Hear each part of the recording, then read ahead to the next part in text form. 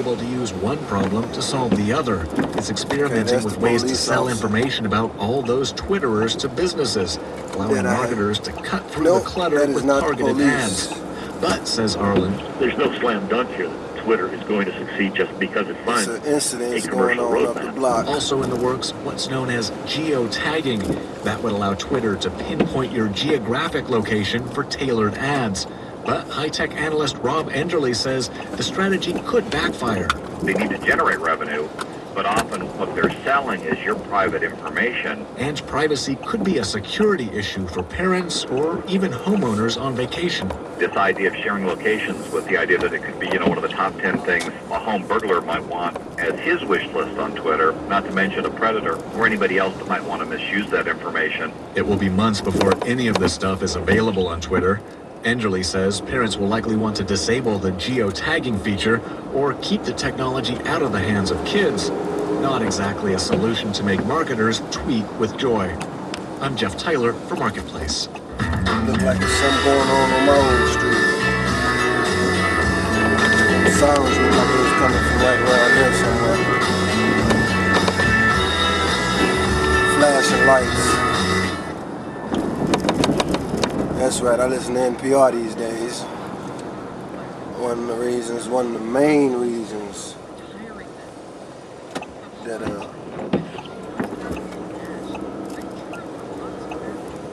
oh shit, it does look like somebody got murdered, man. This looks like a shooting.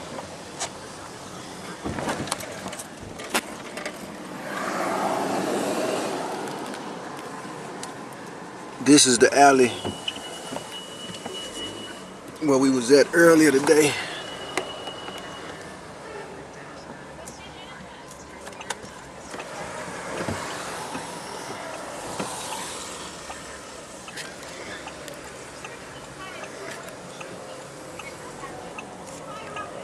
Y'all tripping, man.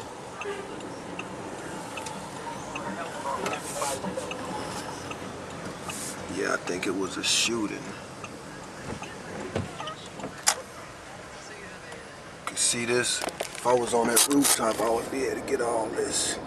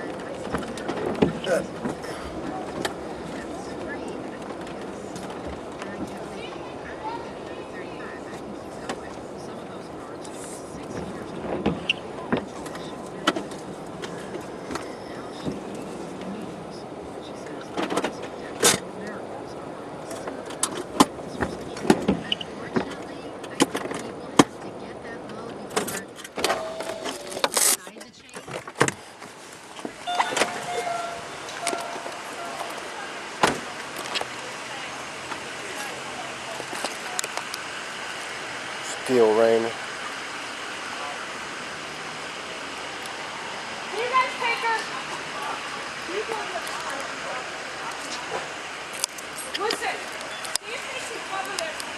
know what happened? What are you recording? I was doing a documentary on the community the last day of shooting too, so wondering what happened. I was supposed to be going somewhere else, but I saw all the sirens. So I was wondering what happened. There's more cops around the corner. Yeah. So, would y'all care to comment for the documentary on what y'all think's been going on in the last 15 years? Oh, I haven't been here long enough. Okay. So far, it seemed pretty nice? I like it.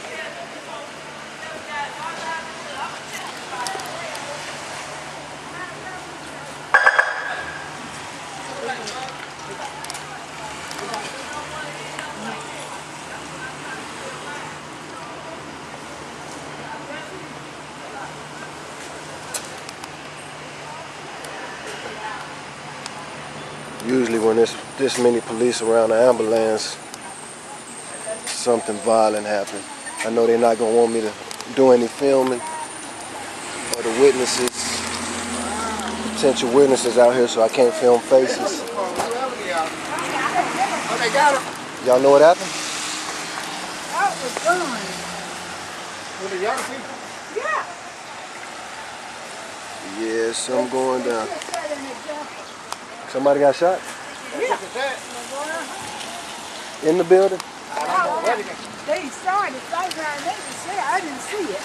Oh, it started as a street fight? Yeah.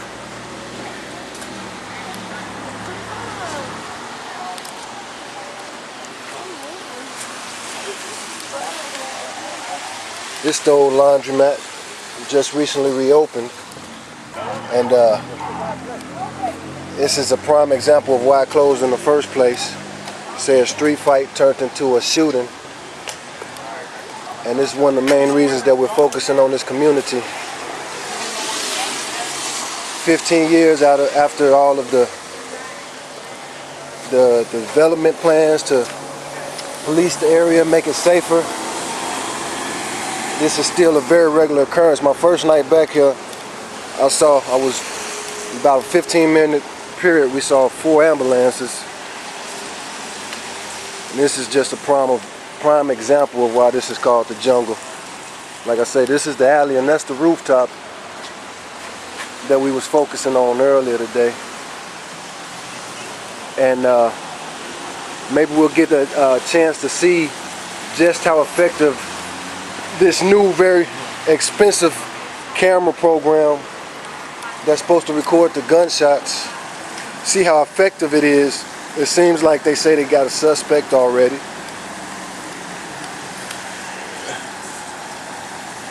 And the locals, I'm pretty safe right now with my Texas identification and my business cards.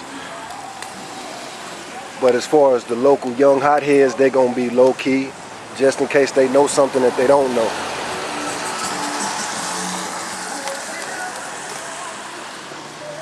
And this is, of course, Bosworth.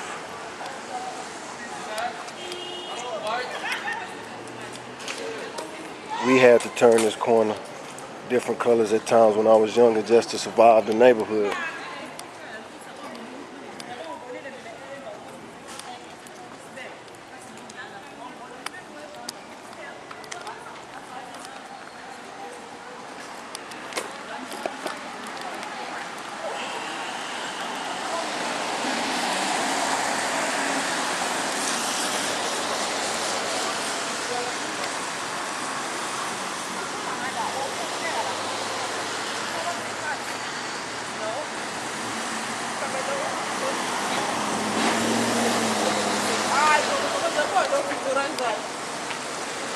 How y'all doing? Somebody got shot. You are too. Yeah. You married? No, I'm single. I got a business card too. What's happening? What's your name? Candace. Candace. No, somebody got I shot. don't When care. let's go. I heard the bullet. My bullets. Oh. What are y'all, Belize? No, South Africans. South Africans? Yeah, But am I gonna call you? I'm not gonna call you. Why don't you take mine? Okay, come on with it. Come on with it. I've never seen a crime scene in America. You're crazy. Yeah, I got it right there. Okay. So is dude dead? 773 74. 74. Candy with a C. All right, Candy, I'm Diego. Okay. Diego! Okay, let's go. Oh, please, we haven't even seen him.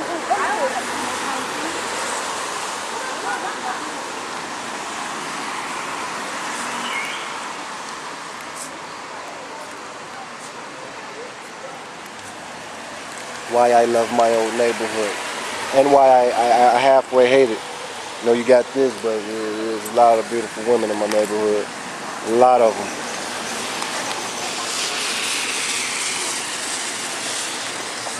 And I'm not trying to get my camera confiscated, so I don't want to encroach on the police too hard.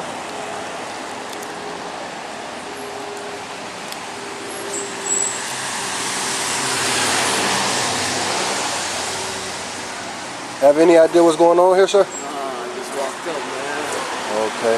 Putting out markers and stuff, but like, you know, when they find them evidence and something like that. That's what she's doing. They say somebody got shot. I don't know how he's doing or not, but we're gonna get to see right here live on TV if it's these cameras are effective as they say. Yeah. Thank you, my brother. You too.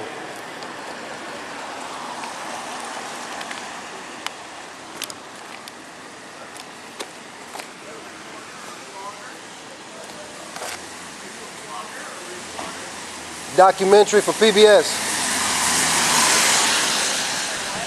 Documentary for PBS. PBS? Yes, You ma'am. heard about it already? No. We were doing a documentary about the community and the 15 years of economic development and the crime prevention. Development. Well, it I've been looks here like 7. looks like it's working in reverse. I noticed a lot of these stores that were open 10 years ago are closed. So Sure. I don't really know what's going on, and we're getting a lot of mixed opinions about Alderman Moore, who's over this district. You know, you should talk to me. I'm Tony Duncan. I'm a neighborhood blogger, and Mr. Moore and I had our differences of opinion. Okay, well, you exactly who we want to talk to. So, what do you think about the community intervention? It seems like your opinion's gonna sound like a lot of people on this side of Sheridan. Are you taping? Yes, ma'am. But I can cut it off if you like to be off the record. Well, I moved here in September of '07, Okay. and it was supposed to be a neighborhood in transition. Right. Little did I know that the community hadn't been invited to get their input, and 12 large buildings, low-income buildings, 304 apartments, I think. Mr. Moore had worked out a deal with Aimco, property owners, with Illinois Department of Housing, to grant them a $15 million loan for rehab. So that 30 years begins in 2013. And I was sitting at my computer tonight and I heard 3 shots. Oh, so you heard the shots? I heard them. Okay. Couldn't see anything from the front or the back, but I did call. They say it happened. A street fight went inside, and that's what. So far, I'm not really getting a lot of information, but they say a street fight started outside and they took it into the building. Somebody was shot in the building. So you're the first person I've seen that heard the gunshots. Everybody else is really speculating.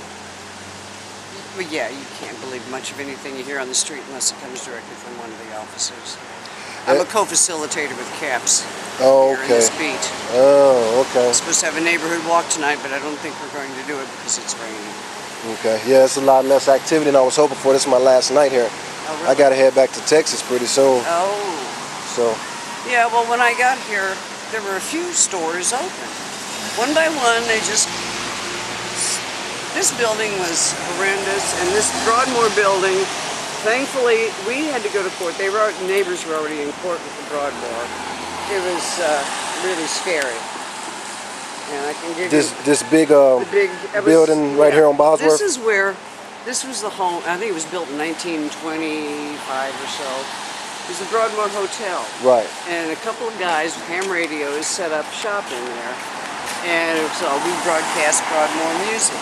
Oh, That okay. became the call for WBBM. Okay. Oh, excuse me just a minute. Somebody's...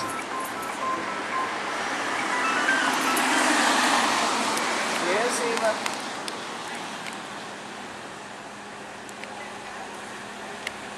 I haven't gotten there yet because 3 shots went off. I called the police. Maybe in my alley. So I was talking to a PBS reporter. Can I call you back? I'm going to go meeting though at Hop House. Well, of course not. It's raining. All the action's up here. It's in the alley behind me. No. Yeah, if you can call him and tell him, because I don't have his phone number on me.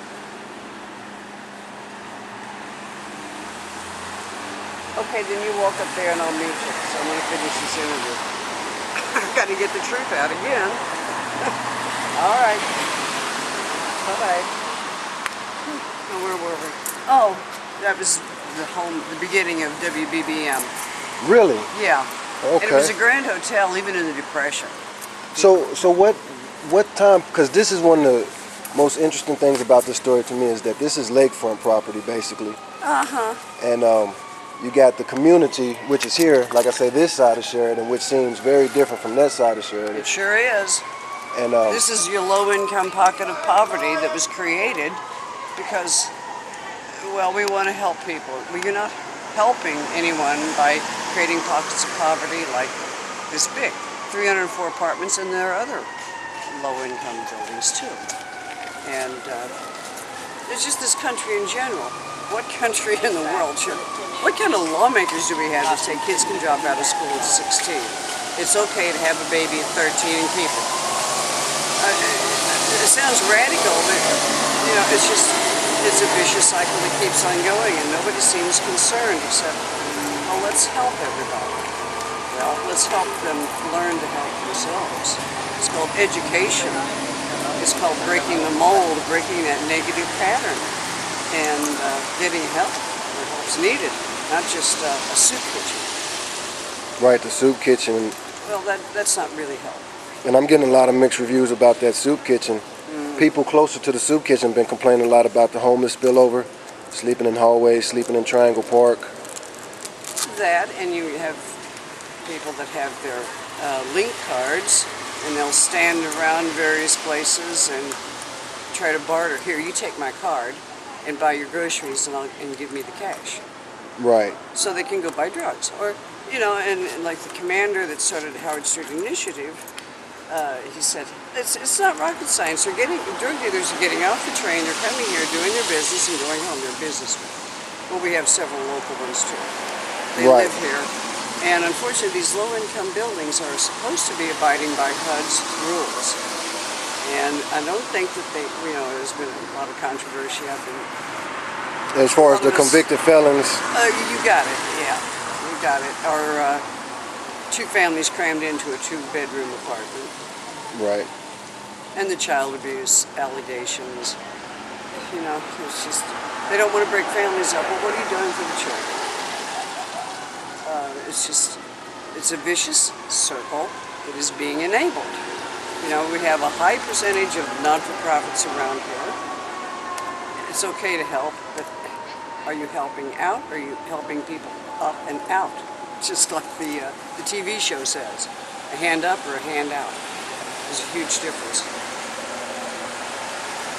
So as far as the cameras, how you say you've been there only 2 years, huh? No, I've been here 7 years. 7 years. So you were here before the cameras came?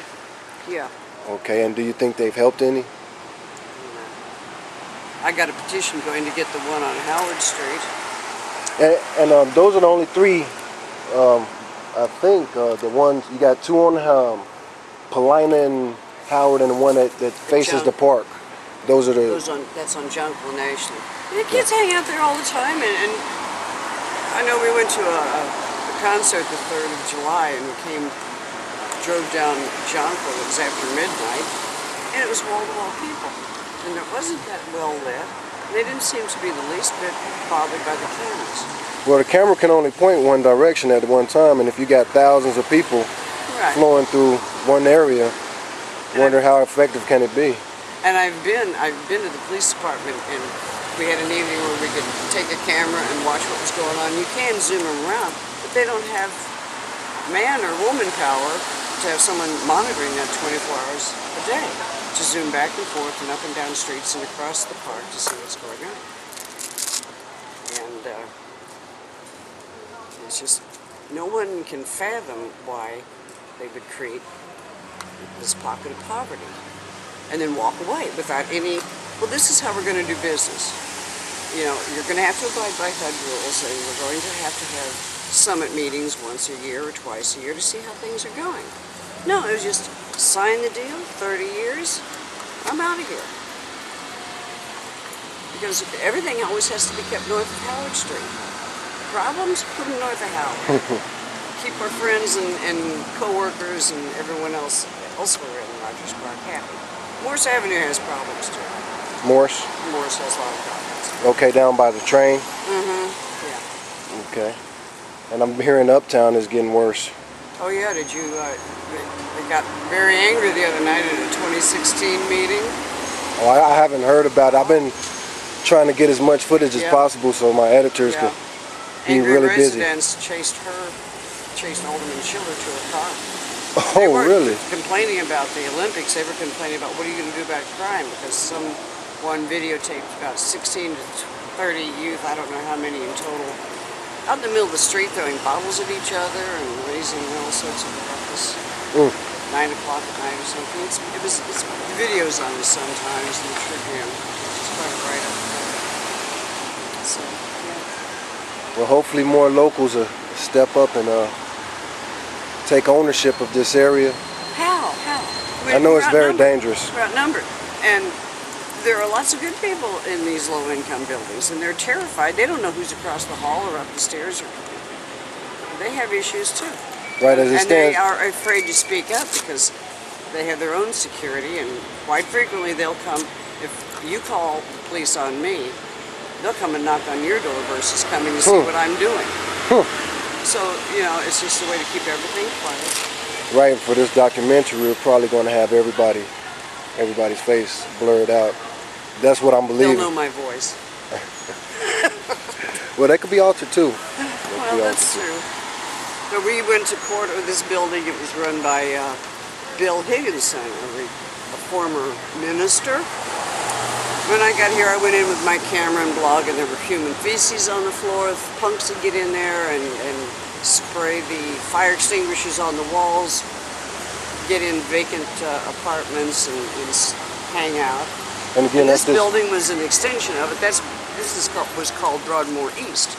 Okay. And those two doorways were plywood doors, and they were not very safe. And not too great of people. And this other group bought it because due to all the court activity. And I think it did help to have things appear on the internet. National Equity Fund and Chicago Equity Fund. Oh no, what are we doing wrong here? It started way back when as a tax write-off. They could get a tax write-off by buying these huge buildings and turning it into low-income housing. Big corporations would feed into this. And I think that some of them were notified, and some of the tenants in that building were very active. This is what's going on. This is how we live. So you're probably familiar with a lot of the officers around here. Some of them. Have any idea why they don't want to talk to me? They probably don't know who you are. Okay. Well, a couple of That's them. why I asked if you were a reporter who you were. Yeah, a couple of them. It was another major incident the other day down on Paulina. A young man was laying down masturbating. Right in public, right across the street from a school zone sign. So I went to interview him, and we ended up getting with Pastor Marilyn. I'm sure you're probably familiar with her. She's, Oh yeah. she's very busy around here. And Oh, really? Oh, well, from what Will you turn that off? I'll tell you about that. gladly.